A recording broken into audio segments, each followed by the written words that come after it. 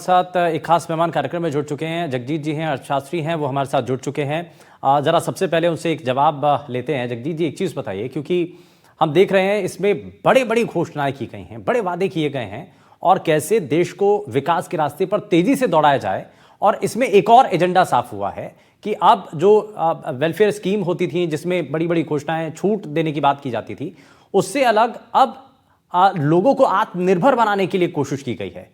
क्या ये अब नए रास्ते की तरफ भारत आगे बढ़ रहा है और यहां से वो विजन क्लियर हो रहा है?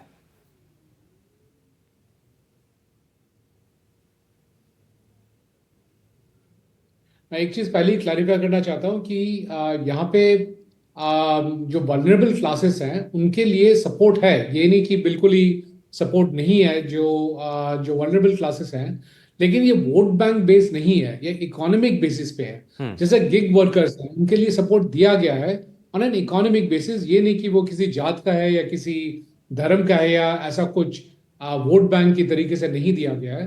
और वो उचित है, क्योंकि जो हमारे जैसे हमारे इकोनॉमी ट्रांसफॉर्म होता है, हम ग्रो करते हैं, काफी लोग पीछे रह जाते हैं, तो उनके लिए सपोर्ट देना बहुत ही जरूरी है।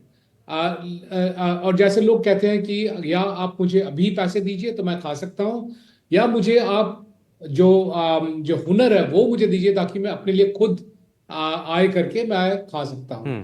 तो ये जो बजट है ये दूसरे फिलॉसफी पे फोकस कर रहा है कि कि सरकार इंफ्रास्ट्रक्चर ज्यादा देंगे, ट्रेनिंग ज्यादा देंगे, एआई के लिए इंस्टीट्यूट्स बनाए गए हैं, स्किल डेवलपमेंट के लिए इंस्टीट्यूट्स बनाए जा रहे हैं। जो सप्लाई चेन है उसको और कम कर दिया जा रहा है ताकि उसका कॉस्टिंग कम करा जा रहा है ताकि मैन्युफैक्चरिंग और ज्यादा हो। इन्वेस्टमेंट्स पे फोकस है। अच्छा, और अब एक एक, देखेंगे एक जो मैं जरा जल्दी से इस पर एक और रिएक्शन लेना चाह रहा हूं, क्योंकि इस बजट के अंदर जो सबसे ज्यादा चर्चा है ना, वो टैक्स स्लैब को लेकर की है। यानी कि 12 लाख तक की अगर सालाना आय है तो उस पर कोई टैक्स नहीं।